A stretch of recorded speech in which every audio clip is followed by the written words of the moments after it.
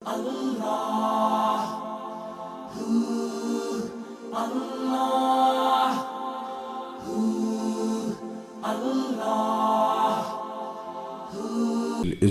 والعلا والصلاة والسلام على سید الانبیاء شمس الضحى بدر الدجى نور الہدى منبع الجود والعطا اما بعد اعوذ باللہ السمیع العلیم من الشیطان الرجیم بسم اللہ الرحمن الرحیم النبی اولی بالمؤمنین من انفسہم صدق اللہ العظیم وصدق رسولہ النبی الکریم ان اللہ وملائکتہ یصلون علی النبی یا ایہا الذین آمنوا صلوا علیہ وسلموا تسلیما الصلاة والسلام علیک یا سیدی یا رسول اللہ وعلی آلک واصحابک یا حبیب اللہ. سارے حضرات درود شریف پڑھیے، سارے پڑھیے.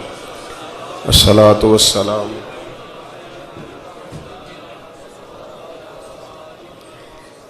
الصلاة والسلام علیک یا سیدی یا نبی اللہ وعلی آلک واصحابک یا حبیب اللہ. اللہم صلی علی سیدنا و مولانا محمد معدن الجود والکرم وآلہ وصحبہ وبارک وسلم. حمد و صلاۃ کے بعد عشق رسول کانفرنس کے نام سے اس خوبصورت بزم کا انعقاد کیا گیا ہے. جن دوستوں نے یہ اہتمام کیا، جنہوں نے معاونت کی اور جو تشریف لائے، اللہ سب کو برکات عطا فرمائے. اور یہ دعا کریں کہ اللہ تعالی ہم سب کو دین کے ساتھ اخلاص کی توفیق عطا فرمائے، ریاکاری سے، بناوٹ سے، تصنع سے اور ذاتی مفادات سے اللہ ہم سب کو محفوظ فرمائے. علماء کرام تشریف فرما ہیں، ہمارے کچھ پرانے احباب بھی یہاں تشریف فرما ہیں، پیر اعجاز شاہ صاحب بھی ہیں اور ہمارے مسجد حاضہ کے خطیب. اللہ تعالیٰ سب حضرات کو برکت عطا فرمائے. میں صبح گھر سے نکلا تھا 9 بجے، مجھے کمالیہ جانا تھا. اب جب میں رستے میں آ رہا تھا تو میں بڑا ٹینشن میں تھا، اس لیے کہ ایک جگہ پہ روڈ بلاک ہو گیا. شدید میرے اوپر یہ چیز سوار تھی کہ 8 بجے کا ٹائم ہے اور لوگ انتظار کر رہے ہوں گے. اور دوسری سب سے بڑی چیز جو بوجھ بنی ہوئی تھی وہ یہ تھی کہ عشاء لیٹ ہو جائے گی ہماری وجہ سے. کچھ ایسے لوگ ہوتے ہیں جن کی نماز لیٹ ہو گئی تو وہ گئی، وہ پھر ان کے قابو نہیں آتی. تو یہاں آ کے مجھے احساس ہوا کہ جس پریشانی کا میں شکار تھا ایسی ٹینشن والی کوئی بات بھی نہیں تھی. اگر ہمیں بتا دیا جاتا کہ نماز بھی ہو گئی ہے اور اس طرح کا ماحول ہے تو ہم بھی چلو ٹھنڈے ٹھنڈے آتے. ہم نے تو بڑا جو ہے وہ ہر چیز کو اس عالم میں رکھا کہ ظاہر ہے طبیعت ہوتی ہے نا جی. میں ایک شادی پہ میں چلا گیا تو 6 بجے کا ٹائم لکھا تھا. ہماری مجبوری یہ ہے کہ ہم لوگوں کو دیکھ کے اپنا بدلنا نہیں چاہتے.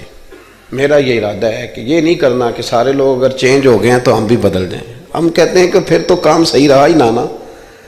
ایسا جو نیا نیا آتا ہے تو ایماندار ہوتا ہے، پھر تھوڑا وقت گزر جاتا ہے تو ماحول کا حصہ بن جاتا ہے. میں کہتا ہوں ایسا نہیں ہونا چاہیے. تو 6 بجے کا شادی پہ ٹائم لکھا تھا، میں 6 بجے پہنچ گیا. کارڈ پہ فکر لگی ہوتی ہے جب کہیں جانا ہوتا ہے. 6 بجے پہنچ گئے تو وہ گھر والے 9 بجے آئے جو میزبان تھے. تو میں نے ان سے کہا کہ یار یہاں تو تم کارڈ الٹا پڑھتے رہے ہو یا میں الٹا پڑھتا رہا ہوں. وہ 9 تھا تو یا میں غلط پڑھتا رہا ہوں یا تم غلط پڑھتے رہے ہو. وقت میں ایک وکیل کا مضمون پڑھ رہا تھا اخبار میں، وہ کہتا ہے کہ میں رات کو نا علامہ احمد سعید کاظمی رحمۃ اللہ علیہ فجر کے بعد درس دیتے تھے یا مغرب کے بعد، تو میں پابندی سے ان کا درس سنتا تھا. یہ فکری بات ہے، اس کو غور سے سنیے گا، بالخصوص منتظمین اور میرے ساتھی جو مساجد کی خدمت کرنے والے. کہتے ہیں میں کاظمی صاحب کا درس سننے جاتا تھا. کیوں؟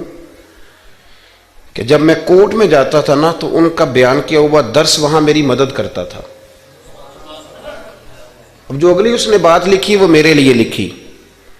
وہ کہنے لگا اب میں نہیں جا سکتا، اس لیے کہ میں نے صبح 7 بجے کوٹ پہنچنا ہوتا ہے اور رات کو مولانا کی جب تقریر شروع ہوتی ہے تو وہ میرے سونے کا ٹائم ہوتا ہے، اگر یہ سارے کام اپنے وقت کے اندر ہوں تو میں آج بھی جانے کو تیار ہوں۔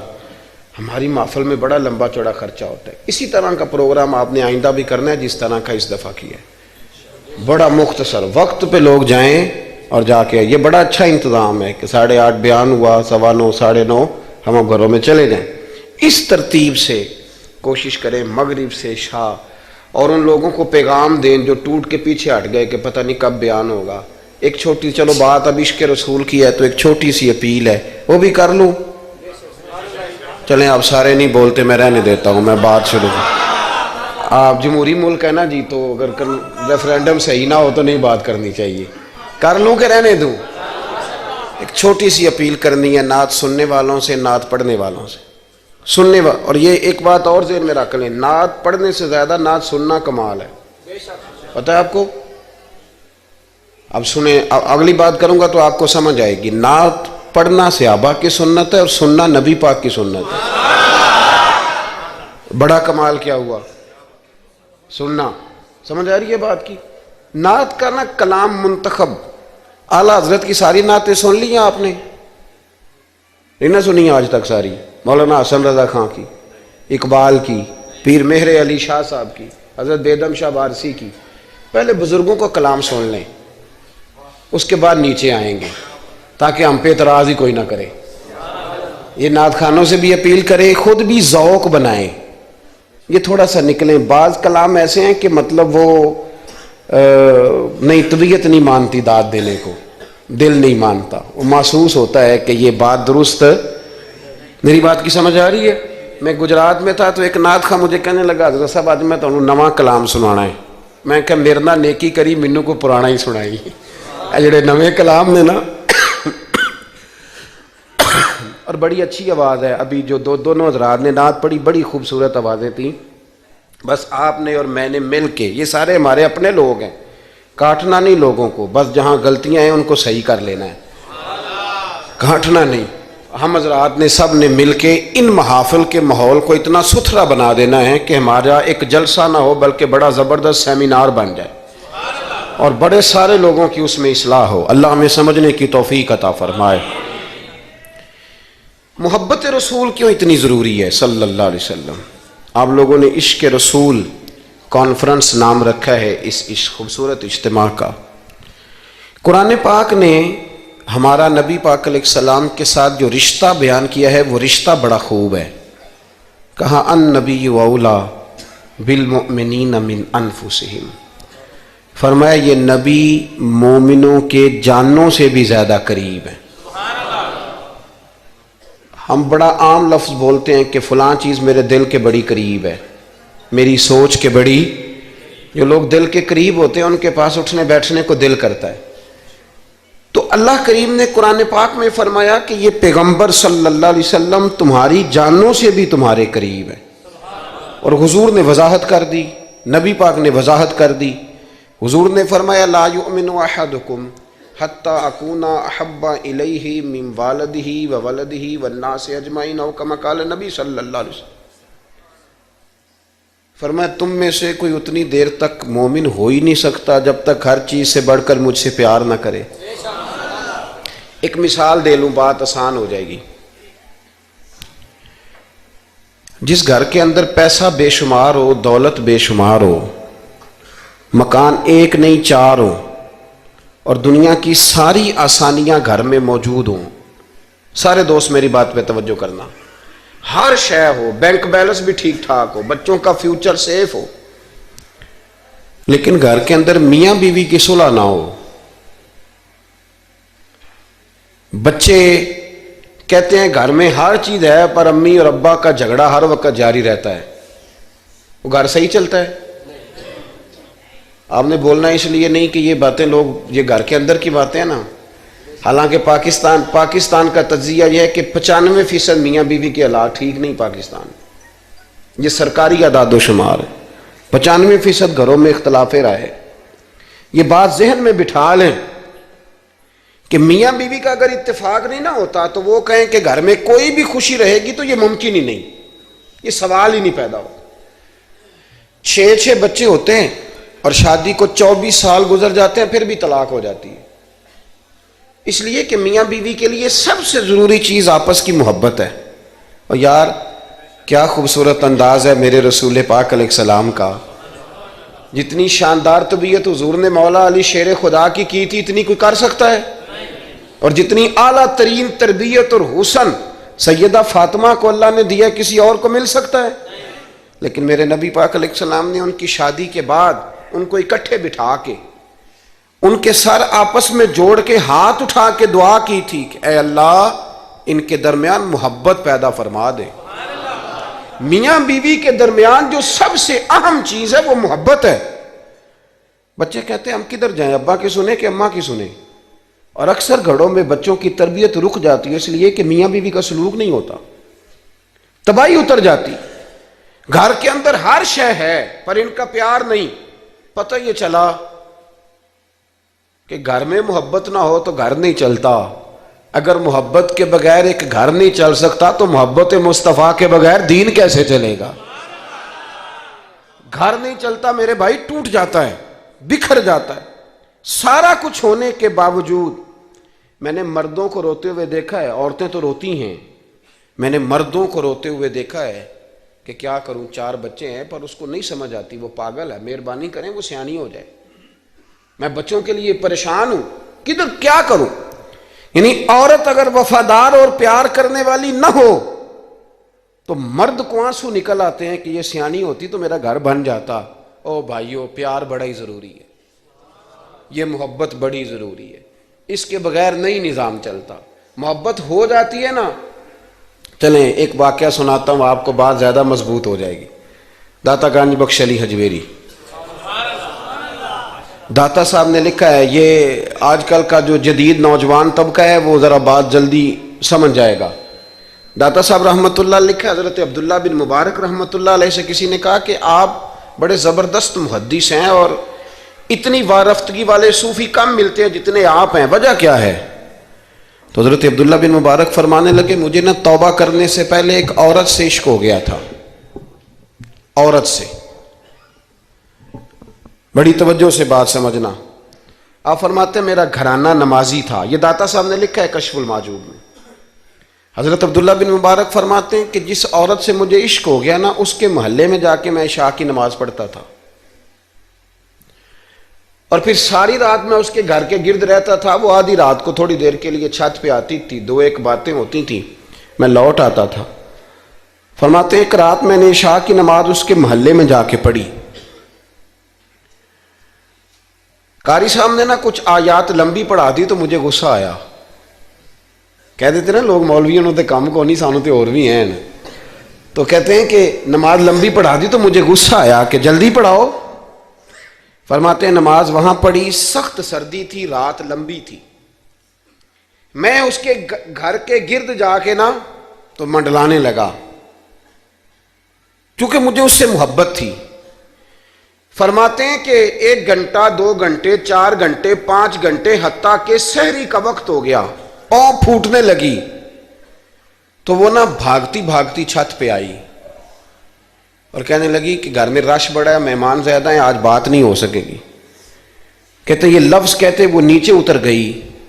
جب میں وہاں سے واپس نکلا تو فجر کی اذان شروع ہو گئی، یوں سمجھ لیں کہ 13 گھنٹے 14 گھنٹے بیت گئے۔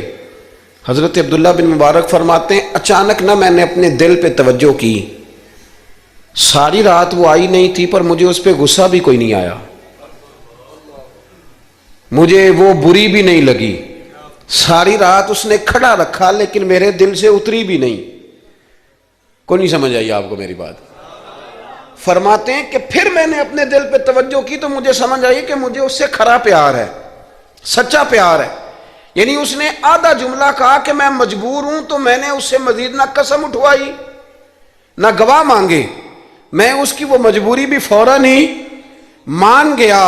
تو جناب عبداللہ بن مبارک فرماتے ہیں کہ جب میں نے وضو کر کے مسجد میں جا کے 2 سنتیں پڑھی نا تو میرے اندر سے آواز آئی عبداللہ اگر ایک بیوی کے لیے تو ساری رات کھڑا رہ سکتا ہے اور اس کی سخت بات، سخت انتظار بھی تجھے غصہ نہیں دلاتا، اگر عورت کے عشق میں سارا کچھ ہو سکتا ہے تو رب رسول کے عشق میں بھی ہو سکتا ہے۔ پھر ان کی بتائی ہوئی تراویحاں تجھے غصہ نہیں دلائیں گی، پھر ان کا کہا ہوا روزہ تجھے غصہ، پھر تو یہ نہیں کہے گا کہ بڑا مشکل کام ہے جی گرمیاں دے روزے نے، پھر تیری زبان سے کوئی لفظ، اس لیے کہ محبوب پر غصہ۔ وہ کسی اردو کے شاعر نے کہا تھا کہ اس نے کہا تھا عشق ایک ڈھونگ ہے، تو میں نے کہا تجھے عشق ہو خدا کرے، پھر کوئی تجھے اس سے جدا کرے، پھر تو اسے تسبیحوں پہ پڑھا کرے، پھر تو گلی گلی پھرا کرے، پھر تو اسی کا نام جپا کرے، پھر میں کہوں کہ عشق ایک ڈھونگ ہے اور تو نہیں کہا کرے۔ ایک صاحب نے مجھے ایک دفعہ فون کیا، ہمارے سنگی ہیں، وکیل ہیں، بیوی ان کی پروفیسر ہیں، کہنے لگے جی آپ کے ایک بزرگ نے کہا ہے کہ صحابہ نبی پاک صلی اللہ علیہ وسلم کا بول مبارک، پیشاب مبارک پی جاتے تھے۔ لوگوں کو بڑی جلدی ٹینشن ہونے لگ جاتی ہے ان چیزوں کی، بڑی جلدی۔ اس رستے کے مسافر نہیں نہ ہوتے، اس رستے کے مسافر نہیں۔ انہوں نے کہا جی کہ صحابہ حضور کا لعاب دہن اپنے چہرے پہ مال لیتے تھے، ناک سے رینٹھ نکالتے تھے تو مال لیتے تھے، یہ کیسے ہو سکتا ہے؟ میں نے ان سے کہا کہ تمہاری عقل میں بات نہیں آئے گی، تمہارا شعبہ نہیں نا، تمہارا یہ شعبہ۔ کہنے لگے آپ سمجھا دیں، تو میں نے کہا بھائی سنو، آپ کی بیوی امیر خاندان سے ہے، ہماری بچیاں جو پڑھی لکھی ہوتی ہیں نا امیر خاندان سے ہوتی ہیں، یہ جب کسی کے گھر جاتی ہیں نا تو ان کا بچہ پیشاب کر دے تو انہیں بڑی بدبو آتی ہے، اور اگر وہ کہہ کر دے تو یہ بھی کہہ کرنے لگ جاتی ہیں۔ ہوتا ہے کہ نہیں ہوتا؟ اور گھر آ کے کہتی ہیں وہ بڑے جاہل ہیں، صفائی نہیں کرتے، بچے نے ادھر ہی پیشاب کیا ہوا تھا، میں تو جو کھا کے گئی تھی وہ بھی باہر آ گیا۔ کہنے لگے جی بالکل یہ بھی ایسے ہی کرتی تھی۔ تو میں نے کہا جب اس بچی کا جو بڑا ناک چڑھاتی ہے، جب اس کی اپنی شادی ہو جائے، اپنا بچہ ہو جائے اور بچہ بالوں میں پیشاب کرے، پھر بھی کیا آتی ہے؟ کیوں؟ اس لیے کہ اپنا بچہ ہے۔ اور میں نے کہا میاں فرق اتنا ہے کہ صحابہ کا اپنا نبی تھا۔ یہ جب محبت ہو جاتی ہے نا تو پھر گھن نہیں آتی، پھر کوئی، اور پھر مصطفیٰ کریم کا بول مبارک تو اللہ نے ویسے ہی پاک فرمایا ہے۔ تو میں نے کہا یہ باتیں اتنی دیر ہوتی ہیں جتنی دیر تک بچہ غیر کا ہوتا ہے، جب بچہ اپنا ہوتا ہے تو پھر یہ گفتگو۔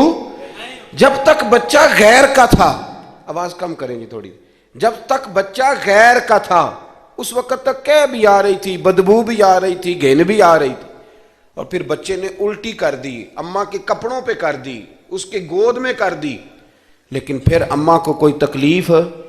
کیوں؟ اب کیا ہوا ہے؟ اب اس سے پیار ہو گیا، اب اس سے محبت ہو گئی۔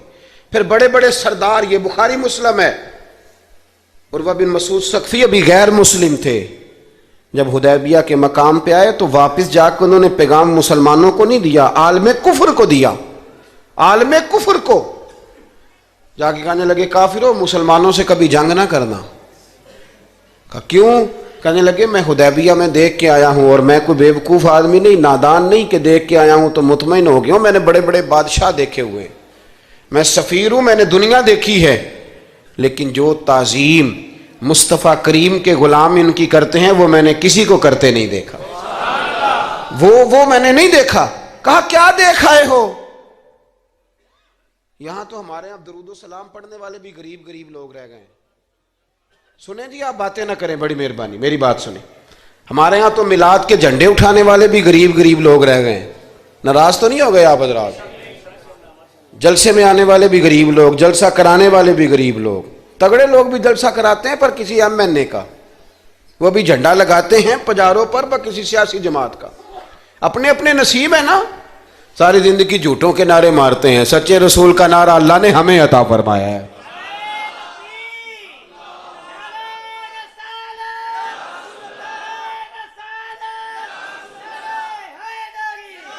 مقام توجہ، اللہ آپ کو سنیں۔ عروہ بن مسعود کہنے لگے کہ ان سے جنگ نہ کرنا۔ کہا کیوں؟ کہنے لگے یار میں نے بھی زمانہ دیکھا ہے پر میں عجیب ہی نظام دیکھ کے آیا ہوں کہ نبی پاک صلی اللہ تعالی وسلم نے وضو کیا ہے، کلی کے لیے پانی منہ میں ڈالا ہے، اور جب وہ پانی واپس نکلا ہے نا تو میں نے دیکھا ہے صحابہ نے ہاتھ آگے کر دیے، اور عروہ کہنے لگا یہ سارے غریب لوگ نہیں تھے، ان میں بلال حبشی جیسے غریب بھی تھے اور عبد الرحمن ابن عوف جیسے سیٹھ بھی تھے۔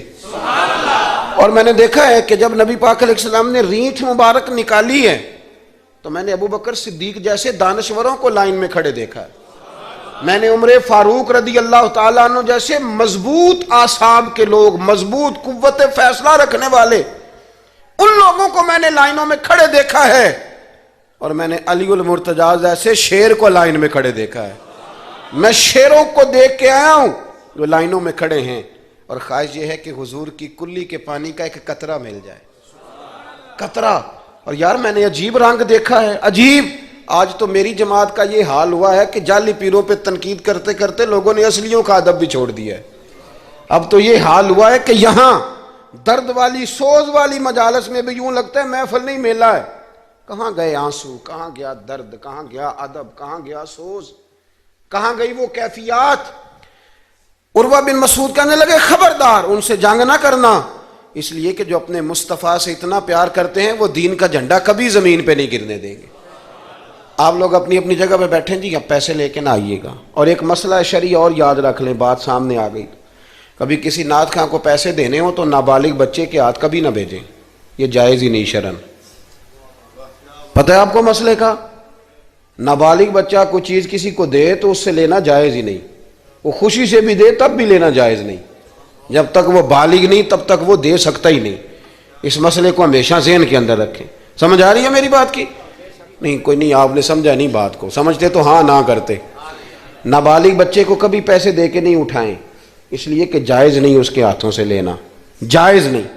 ورنہ مولانا دیدار علی شاہ صاحب رحمۃ اللہ علیہ اعلیٰ حضرت کے خلیفہ تھے، وہ کہتے مجھے کئی دفعہ میرے یاروں نے کہا تھا کہ اعلیٰ حضرت سے ملنے چلے، تو میں کہتا تھا میں خود سید ہوں، خود عالم ہوں، میں کیوں جاؤں کسی کے پاس۔ کہتا جس دن پہلے دن گیا نا تو ایک چھوٹا طالب علم کنویں پہ پانی نکال کے وضو کر رہا تھا، میں نے کنویں سے پانی میں نے سمجھا کہ ڈیوٹی، آپ کو پتہ نا بڑی مصیبت ہوتی ہے طالب علموں کے حصے میں آئی ہوئی، سارے کام ان بیچاروں نہیں کرنے ہوتے ہیں، یعنی قدموں کے نیچے فرشتوں نے پارے بچھائے ہوتے ہیں اور کندھے کے اوپر کمیٹی والوں نے قربانی کی کھال رکھی ہوتی ہے، یہ طالب علموں کا عشر ہوتا ہے۔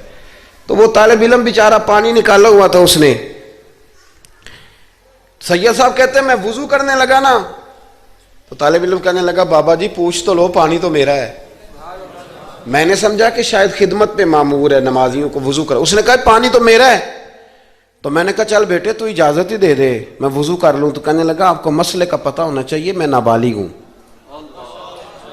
اپنی مرضی سے بھی چیز کسی کو نہیں دے سکتا۔ سید صاحب کہتے ہیں میں نے اللہ اکبر کہا اور میں نے کہا دیدار علی شاہ تو بڑا عالم ہے، پر احمد رضا کے تو نابالغوں کا علم بھی تجھ سے زیادہ ہے۔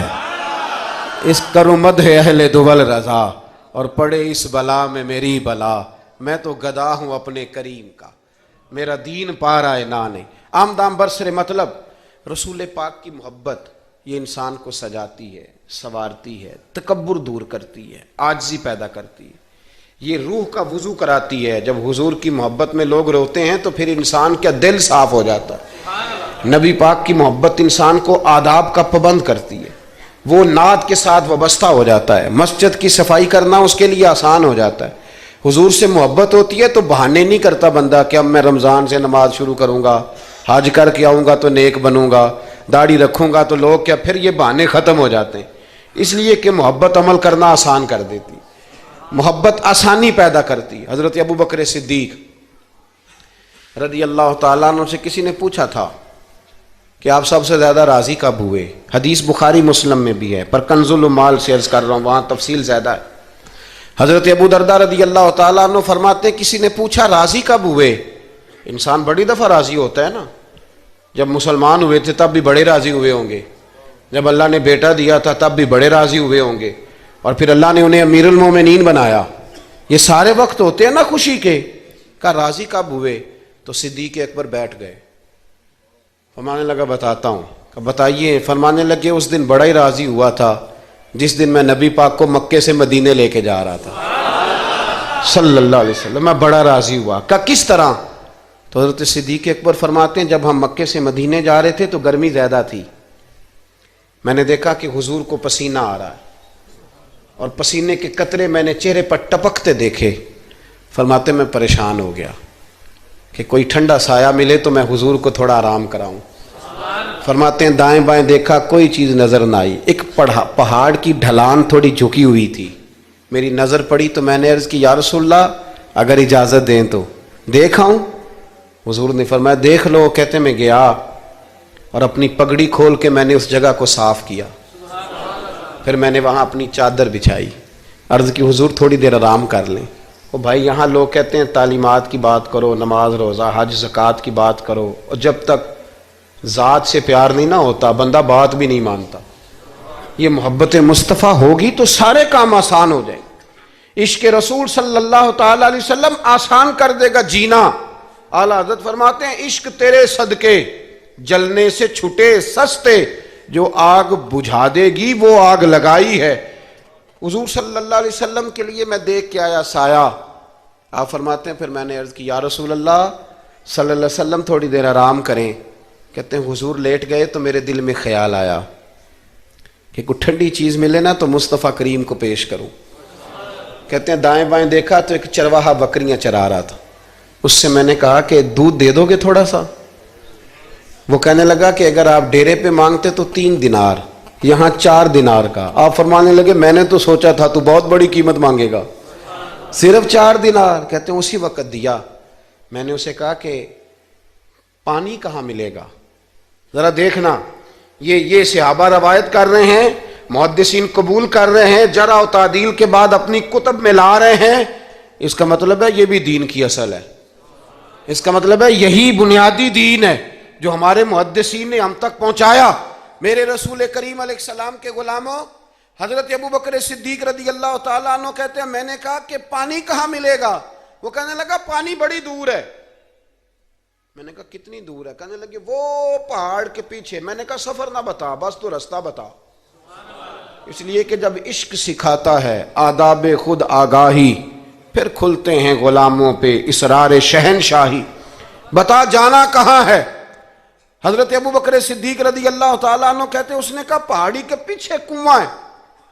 آپ فرماتے میں دوڑا گیا لکڑی کے پیالے میں. وہاں سے پہلے میں نے ہاتھ دھوئے, پھر میں نے پیالہ دھویا, پھر پانی بھرا, پھر میں تیزی سے واپس آیا. آ کر کے میں نے اس چرواہے سے کہا یار اس طرح کرو, پہلے اپنے ہاتھ دھو لو, پھر بکری کے تھن دھو لو, پھر مجھے دودھ دھو دو. کہتے مجھے کہنے لگا بڑے صاف ستھرے لگتے ہو, بڑے نفیس ہو. اور میں نے کہا یار میری بات نہیں, جن کے لیے لے کے جانے انہیں اللہ نے بڑا پاک صاف پیدا فرمایا. جن کے لیے لے کے جانے ان کی بڑی شان ہے. جناب ابو بکر صدیق فرماتے ہیں اس نے مجھے کہا تو خود ہی دھو لے. فرماتے ہیں میں نے پہلے بکری کے تھن دھوئے, پھر دودھ دھویا, شدید گرمی, پھر وہ پیالہ لے کے میں کنویں پہ گیا, پھر وہاں سے پانی نکالا, پھر میں نے اس کو رکھ کے پیالے کو اس پانی میں ٹھنڈا کیا. جب دودھ ٹھنڈا ہو گیا تو میں اب آ رہا ہوں, آہستہ آہستہ اس لیے چل رہا ہوں کہ دودھ گر نہ جائے, اور پریشان اس بات میں ہوں کہ دیر ہو گئی تو دوبارہ گرم نہ ہو جائے. آپ فرماتے ہیں لا کے میں محبوب کی بارگاہ میں حاضر ہوا تو حضور کی آنکھ مبارک لگی ہوئی تھی. اب دل میں خیال آیا جگا میں سکتا نہیں, اور اگر حضور دیر سے اٹھے تو پھر گرم ہو جائے گا. کہتے ابھی میں کھڑا ہوا ہی تھا کہ میرے مصطفیٰ نے آنکھیں کھول دی. رسول کریم علیہ السلام نے آنکھیں کھولی. حضرت ابو بکر صدیق فرماتے ہیں گھٹنوں کے بل بیٹھ کر جب میں نے وہ دودھ کا پیالہ مصطفیٰ کو پیش کیا, اس پردیس میں, اس سفر میں, جب دائیں بائیں کوئی اور نہیں تھا, جب وہ میں نے پیش کیا نا, حضور نے پہلے 3 گھونٹ پیے. فرمانے لگے ابو درداء جب وہ 3 گھونٹ پی کے میری طرف دیکھ کے حضور مسکرائے نا تو میں کھل کے رویا, میں کھل کے رویا. اور فرماتے ہیں جب نبی پاک نے وہ سارا دودھ پی لیا اور حضور نے فرمایا نا مجھے بڑا اچھا لگا ہے, تو فرماتے ابو درداء میں اس دن اتنا راضی ہوا, اتنا راضی ہوا کہ نہ اس سے پہلے کبھی ہوا تھا نہ اس کے بعد کبھی ہوا. ذات رسالت کے ساتھ صحابہ کا جو تعلق ہے نبی پاک کی ذات کے ساتھ, یہ نا عقل مند آدمی بیچارہ ساری زندگی بحث ہی کرتا رہتا ہے. میں نے دیکھیں ساری زندگی. حضرت ملا رومی فرمایا کرتے تھے اللہ نے لوگوں کو عقل دیا استعمال کرنے کے لیے, پر لوگ ساری زندگی عقل کے ہاتھوں استعمال ہوتے رہے. عقل مندوں کا مرشد بھی کوئی نہیں ہوتا. کئی میری طرح کے پڑھے لکھے ہوتے ہیں ان کا بھی پیر کوئی نہیں ہوتا, وہ خود ہی بہت بڑے پیر ہوتے ہیں. کوئی نہیں جس سے رہنمائی لے، اس لیے کہ وہ نفس اتنا موٹا ہو جاتا ہے کہ کسی جگہ نہ پیار کرنے دیتا ہے نہ محبت کرنے دیتا ہے، 4 پیسے آ جائیں تو اس آدمی کا بھی کوئی رہنما نہیں ہوتا، اس لیے کہ اب وہ خود سارا کچھ ہو جاتا ہے۔ بھائیو، رسول پاک کے غلاموں نے جب مصطفیٰ کریم کی باری آئی تو عقل نبی پاک کے قدموں پہ قربان کر دی، پھر انہوں نے دائیں بائیں ادھر ادھر نہیں دیکھا، کبھی نہیں کوئی سوال کوئی جواب، کبھی ادھر ادھر نہیں گئے، سیدھا ذات رسالت کے ساتھ پیار۔ پڑھیے، یہ روایت تو مشکات میں بھی ہے، طبرانی میں بھی ہے، صلح حدیبیہ کا معاہدہ لکھا جا رہا تھا۔ توجہ ہے میرے دوستوں، ہم ویسے ساری زندگی یہی سنتے رہے ہیں کہ الامر فوق الادب، حکم ادب پہ فوقیت رکھتا ہے، سنا یہی ہے، لیکن صلح حدیبیہ کا معاہدہ لکھا جا رہا تھا، لکھنے والے تھے مولا علی شیر خدا رضی اللہ تعالی عنہ، حضرت علی لکھ رہے تھے، حضور نے فرمایا لکھو، لکھا، حضرت علی نے پہلی عبارت لکھی تو لکھا محمد الرسول اللہ صلی اللہ علیہ وسلم، اور قریش مکہ کے درمیان معاہدہ، جب لکھا نا محمد الرسول اللہ صلی اللہ علیہ، تو ابو سفیان بول پڑے، کہنے لگے جی آپ محمد ابن عبداللہ لکھیں، کیونکہ ہم معاذ اللہ ہم رسول اللہ تو مانتے نہیں، یہ مان جائیں تو جھگڑا ختم، محمد ابن، حضور محمد ابن عبداللہ بھی ہیں نا، اور محمد الرسول اللہ بھی ہیں۔ امام زرقانی کہتے ہیں نبی کریم علیہ الصلوۃ والسلام نے فوراً کہا حضرت علی سے، علی اس طرح کرو، رسول اللہ کاٹ کے نہ تو ابن عبداللہ لکھ دو۔ حضرت مولا علی شیر خدا خاموش ہو گئے۔ سنا ہم نے یہی ہے ساری زندگی کہ حکم فوقیت رکھتا ہے، لیکن حضرت علی خاموش ہو گئے۔ حضور نے دوسری دفعہ کہا علی رسول اللہ کاٹ کے نہ تو محمد ابن عبداللہ لکھ دو۔ حضرت مولا علی شیر خدا خاموش ہیں۔ تیسری دفعہ جب حضور نے کہا تو امام زرقانی کہتے قلم نیچے رکھا حضرت علی نے، ہاتھ باندھے اور آنکھوں میں آنسو آ گئے، کہا یا رسول اللہ میں مجبور ہوں، مجھے رسول اللہ لکھنا تو آتا ہے پر کاٹنا نہیں آتا۔ حضور میں نا یہاں مجبور ہوں، حضور میں مجبور ہوں، لکھنا آتا ہے پر کاٹنا۔ بھئی سوال اٹھتا ہے نا کہ لکھنا آتا ہے تو کاٹنا کیوں نہیں آتا؟ لیکن 1500 صحابہ موجود تھے، کسی نے اعتراض نہیں کیا کہ علی حضور حکم دے رہے ہیں لکھو، کیوں نہیں لکھ رہے؟ جہاں وہ مفتی ہوتا نا، وہ B com M com M S C تو فٹافٹ درس دیتا، مولانا آپ یہ کیا کہہ رہے ہیں، حضور نے کہا تو ویسے کریں۔ اور میرے بھائی جب محبت ہوتی ہے نا، ایک شعر ہے خواجہ غلام فرید صاحب کا، اگر آپ کی سمجھ میں آئے تو بڑی اچھی بات ہے، نہ آئے تو پھر بھی بڑی اچھی بات ہے، اگر سمجھ میں آئے تو کیا بات۔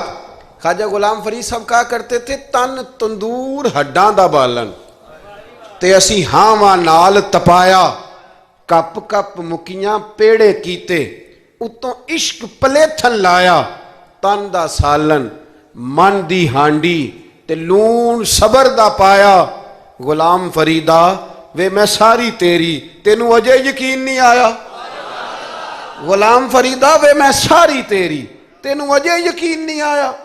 حضرت مولا علی شیر خدا رضی اللہ تعالیٰ عنہ کہنے لگے حضور کاٹا؟ بولیے کاٹا؟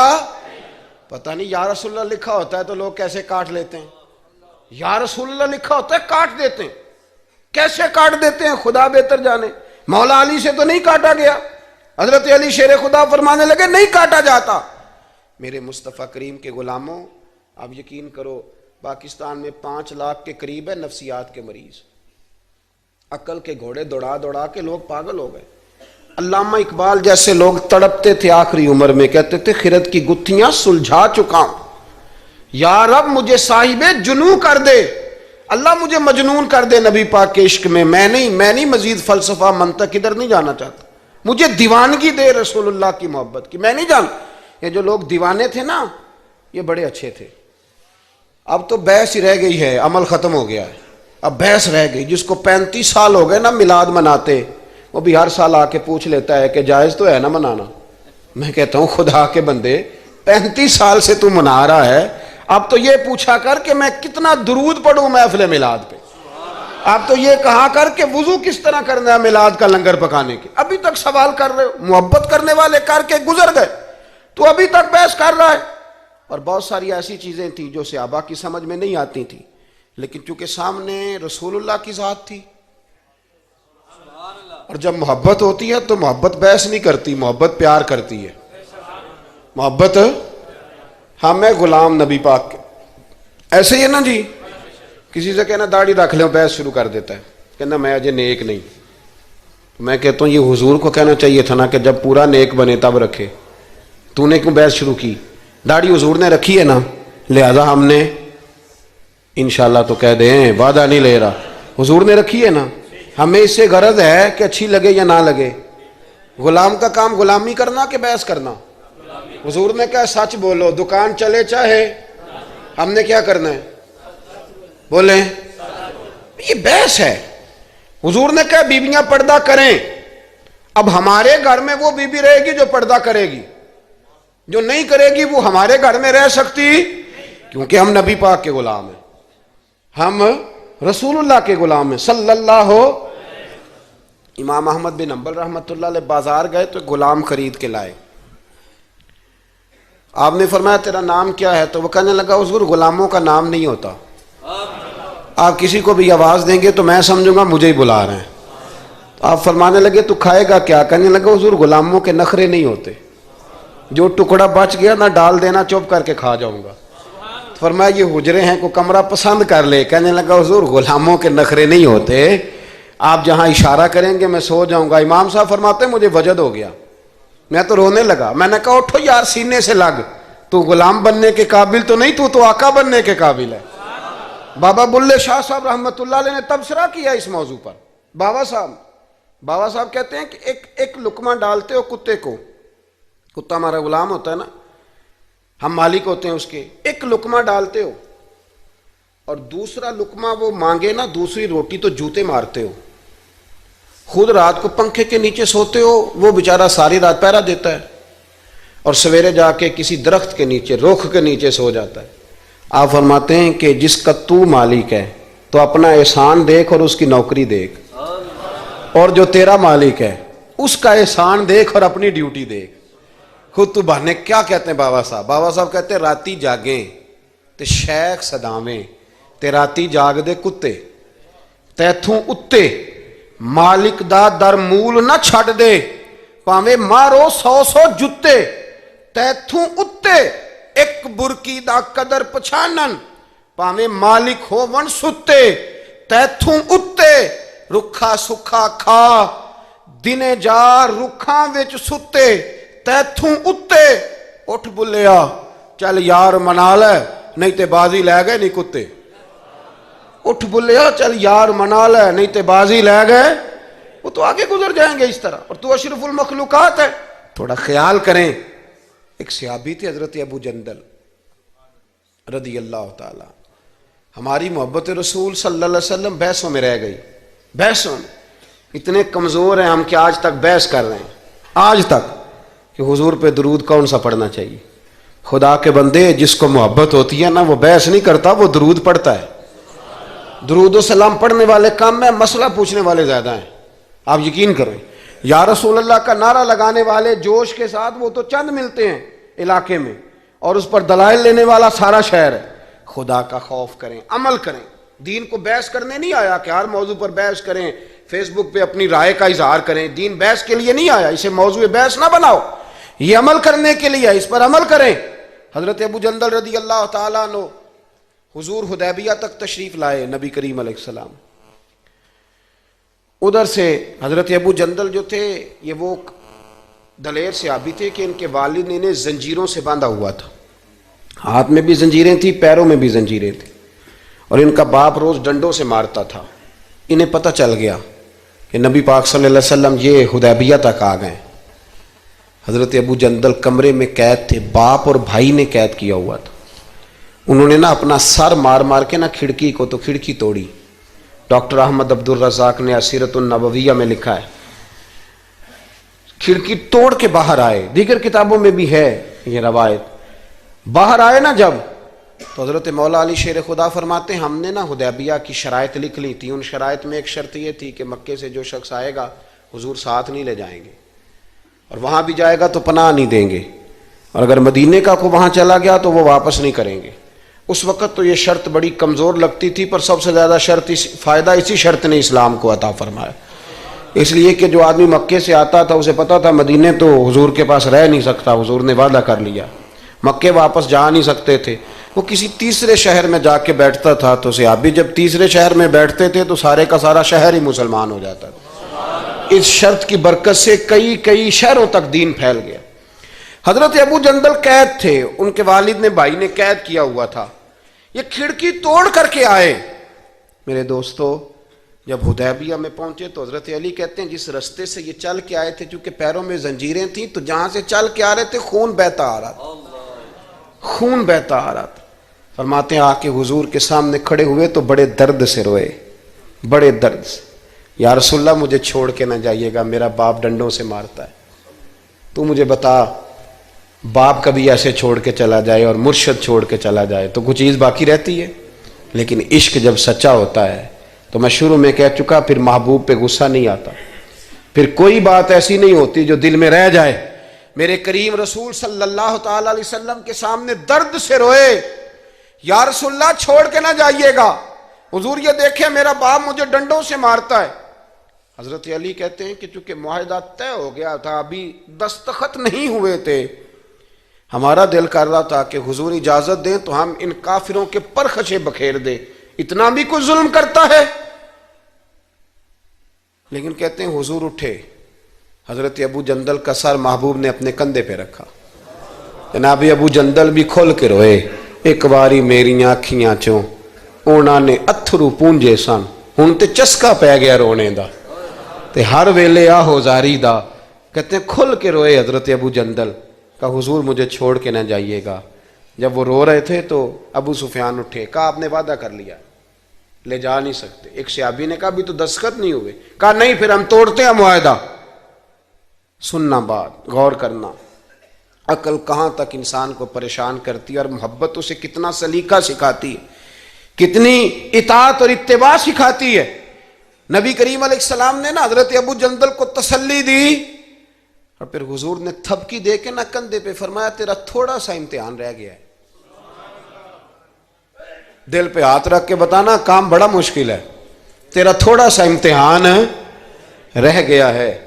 جناب ابو جندل کو یہ کہہ کہ حضور نے رخ انور پھیرا تو ان کے والد نے گریبان سے پکڑا، کھینچ کے لے گئے اور کہنے لگے ان کے ساتھ تو معاذ اللہ جانا چاہتا تھا جو تجھے لے کے نہیں گئے، ان کے ساتھ۔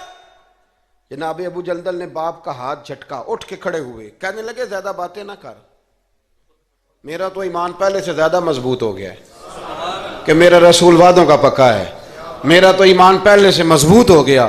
اور کیا شاندار لفظ لکھے ہیں ڈاکٹر صاحب نے، حضرت ابو جندل کہنے لگے ابا آپ تو اس طرح کر، میری یہ زنجیریں کھول دے، ہاتھوں کی بھی کھول دے، پیروں کی بھی کھول دے، اور مجھے بتا میں نے کس کمرے میں قید ہونا ہے، تو بس بتا دے کہاں قید ہونا ہے۔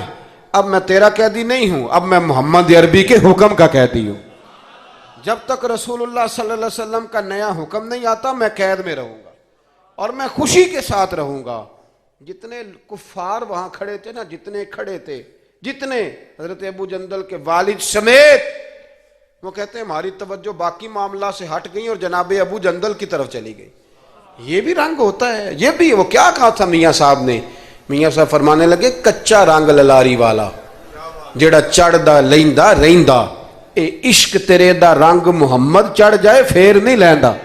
یہ پکا رنگ ہوتا ہے۔ اپنے آپ کو سمیٹیں، دین کے ساتھ خشک رشتہ بناؤ گے تو لمبا نہیں چلے گا، لمبا نہیں چلے گا۔ جو بوجھ سمجھ کے نماز پڑھتے ہیں نا، وہ تو زور سے عصر تک مسجد کے حجرے میں گپے لگا رہے ہوتے ہیں، عصر کی اذان ہوتی ہے تو کام یاد آ جاتا۔ یہ بہت بڑی سزا ہے۔ ساری زندگی انسان باقی سارے کام دلچسپی سے کرے اور نماز اس پر بوجھ رہے تو اسے توبہ کرنی چاہیے کہ کہاں کوئی ایسی کوتاہی ہے جس کی وجہ سے یہ سارا کچھ ہے۔ میرے بھائی، جب محبت ہوتی ہے پھر سجدے بھی طویل ہوتے ہیں، جب محبت ہوتی ہے پھر قرآن پاک کی تلاوت کی بھی کثرت ہوتی ہے، جب محبت ہوتی ہے سارے کام آسان ہو جاتے ہیں۔ حضور سے محبت کریں، وہ کیسے پیدا ہوگی؟ درود و سلام زیادہ پڑھا کریں، حضور کی نعتیں زیادہ سنا کریں، اور نعت کے لیے محفل ضروری نہیں ہوتی، اب تو ٹیپ ریکارڈر پہ بھی نعت مل جاتی ہے، رات کو کوشش کریں نعت سن کے سویا کریں، نعت سن کے۔ مجھے ایک سنگی نے کہا ایک دفعہ کہ محبت رسول بچوں میں پیدا کرنی ہو تو کیا طریقہ ہے؟ تو میں نے کہا میں نے تو ایک بزرگ کو دیکھا ہے، میرا خیال ہے اس طرح محبت پیدا ہو ہی جاتی ہے۔ ایک ہے میں تقریر کر رہا ہوں محبت رسول پہ، تو یہ تو کئی دفعہ رٹے رٹائے جملے بھی ہو سکتے ہیں۔ ایک ہے میرے بچوں میں جب محبت رسول پیدا ہوگی تو وہ میرا عمل دیکھیں گے، اس سے محبت کریں گے۔ ایک بزرگ گھر میں لیٹے ہیں، اچانک رونے لگے، بیوی جاگی، بچوں کو جگایا، پتہ کرو۔ بچے کہنے لگے اماں آپ پوچھیں، پوچھ کے باہر آئی کمرے سے، اماں ابا کو کیا ہے؟ کہ تمہارے والی بات نہیں، اتنا زور زور سے کیوں رو رہے ہیں؟ کوئی حکیم طبیب کا معاملہ ہے، ڈاکٹر کا تو بلاتے ہیں۔ کہ بیٹا تمہارے والی بات۔ کہ اماں بتائیں تو صحیح ماجرا کیا ہے؟ کہ بیٹا کچھ بھی نہیں، تمہارے ابا کو مدینہ یاد آتا ہے، رسول اللہ کا شہر یاد آتا ہے، اس درد سے رو رہے ہیں۔ بتاؤ بچوں میں محبت رسول پیدا ہوگی کہ نہیں ہوگی؟ وہ تڑپ آئے گی کہ نہیں آئے گی؟ وہ سمجھیں گے نا اس بات کو کہ یہ بھی ایک دکھ ہے، یہ بھی ایک تکلیف ہے۔ لیکن اگر ابا صرف اسی لیے روئے کہ 10 لاکھ ڈوب گیا ہے، صرف اسی لیے روئے کہ وہ سامنے والا پلاٹ نہیں مل رہا، تو پھر بچوں میں محبت نہیں پیدا ہوتی، لالچ ہی پیدا ہوتا ہے۔ عمل ہمارا، کردار، کچھ تو آنسو ایسے ہوں جو ہم نے نبی پاک کے لیے سنبھال کے رکھے، جو مدینہ شریف جا کے بہانے ہوں، محفوظ کر کے رکھے ہوں۔ دعا کرتا ہوں اللہ تعالیٰ کی بارگاہ میں اللہ ہمیں اپنے محبوب کی سچی غلامی عطا فرمائے، غلامی میں زندہ رکھے، غلامی میں موت عطا فرمائے۔ آمین۔ آخر دعوانا الحمدللہ۔